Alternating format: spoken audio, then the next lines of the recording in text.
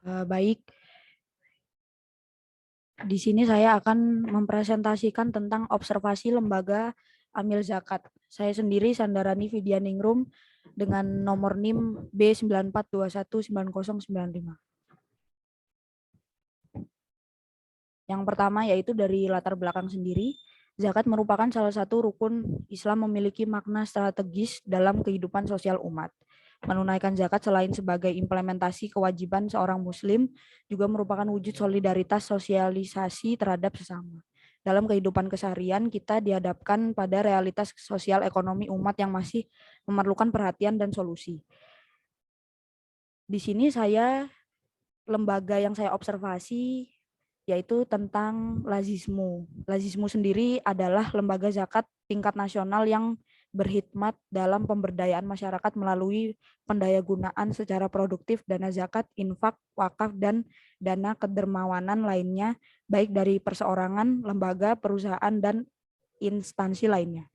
Didirikan oleh Muhammadiyah pada tahun 2002, selanjutnya dikukuhkan oleh Menteri Agama Republik Indonesia sebagai Lembaga Amil Zakat Nasional melalui SK nomor 457 garis miring 21 November 2002.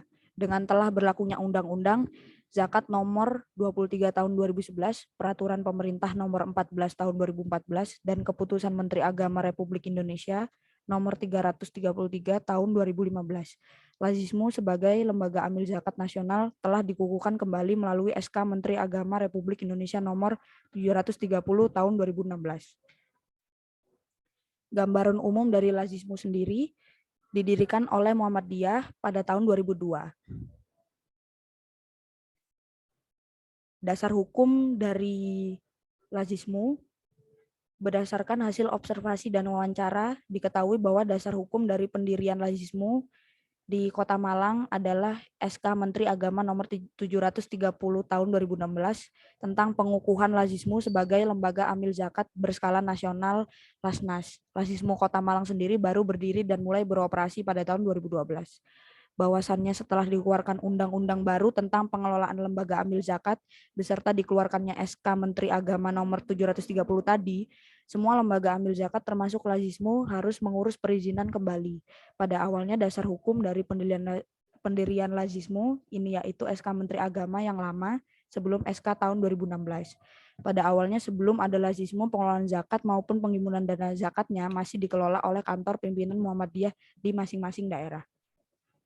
Sistem organisasi di Lazismu sendiri yaitu diketahui bahwa sistem organisasi ini lembaga amil zakat yang bersifat otonom dalam pengelolaan zakat, infak, dan sodakohnya. Tetapi masih ada controlling dari Yayasan Muhammadiyah. Controllingnya masih dalam naungan Muhammadiyah. Adapun bentuk controlling dari Muhammadiyah ini yaitu adanya lembaga pengawasan keuangan yang mengaudit Lazismu. Status Lazismu Kota Malang ini merupakan wakil daerah di Jawa Timur yang mana kantor pusatnya di Surabaya, yang memberikan surat keputusan untuk mendirikan Lazismu kantor layanan daerah di kota-kota di Jawa Timur termasuk di Kota Malang. Sumber dana dari Lazismu Kota Malang sendiri yaitu adapun cara penghimpunannya dengan cara sosialisasi ke masyarakat secara door to door lewat pengajian. Cara lain yang digunakan yakni melalui juru pungut yang mengambil dana zakat langsung ke masyarakat secara door to door, kemudian dana zakat tersebut disalurkan ke Lazismu. Perlu diketahui bahwasannya setiap kecamatan di Kota Malang ini terdapat koordinator kecamatan untuk Lazismu yang bertugas sebagai juru pungut untuk penghimpunan dana zakat dari masyarakat yang ada di kecamatan itu. Adapun mengenai syarat minimal atau maksimal dana yang dihimpun ini, ternyata tidak ada batasan minimal dan maksimal dana. Untuk menjadi muzaki di Lazismu pun tidak ada syarat muzaki maupun donasi seberapa. Tidak ada batasan dana yang akan didonasikan. Pengelolaan dana sendiri yaitu diketahui bahwa pengelolaan dana yang ada di Lazismu Kota Malang setelah dana terhimpun, ini dana yang sudah masuk ditampung di rekening bank terlebih dahulu. Apabila dirasa cukup memenuhi target, kurang lebih 80%, dana yang ditampung tersebut akan langsung didistribusikan kepada program rutin yang sudah berjalan di Lazismu, seperti dana zakat untuk anak asuh, untuk bimbingan belajar gratis, zakat kepada duafa, intensif gaji untuk guru, dan program pembayaran BPJS. Tidak ada dana yang mengendap lama di rekening bank. Setelah pendistribusian dana kepada program rutinan terpenuhi, barulah Lazismu mendistribusikan dananya kepada proposal pengajuan yang masuk ke Lazismu setelah dana zakat dipotong untuk hak amil. Selanjutnya itu penyaluran dana. Diketahui bahwa bentuk pendistribusian atau penyaluran dana zakat yang ada di Lazismu Kota Malang ini yaitu berupa program rutinan setiap bulan yang berupa peduli anak asuh, program bimbingan belajar gratis, program kesehatan yakni pembayaran BPJS, program tambahan insentif gaji bagi guru-guru yang belum mempunyai tunjangan profesi atau sertifikasi, lalu dana untuk hak amil zakat. Adapun mustahik yang disalurkan dananya oleh Lazismu sudah ada mustahik tetap berdasarkan data dan survei oleh pihak Lazismu. Untuk program bimbingan belajar, dana yang diberikan secara insidental menurut jumlah kehadiran tenaga pekerjanya. Potensi pengembangan dari Lazismu Kota Malang sendiri yaitu perlunya edukasi yang lebih gencar lagi kepada masyarakat mengenai pentingnya kewajiban zakat bagi mereka. Sejatinya masyarakat hanya mengetahui bahwasannya kewajiban berzakat itu hanya membersihkan harta. Pada tujuan lagi dengan adanya kewajiban zakat ini untuk kemaslahatan umat, untuk perkembangan perekonomian masyarakat, membantu mensejahterakan masyarakat.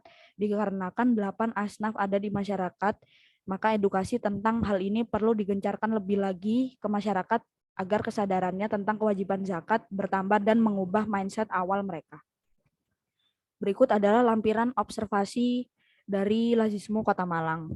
Dari Dewan Syariah, yaitu terdapat Ketua Dr. Andes Haji Dloul Komar Suyuti, lanjut ke Badan Pengawas dengan ketuanya Profesor Dr. Unti Ludikdo, lanjut ke Badan Pengurus, terdapat Ketua Dr. Andes Haji Abdul Kadir Usri, ke Sekretaris Dr. Anda Uti Wijayani, ke Keuangan Haji Anas Yusuf.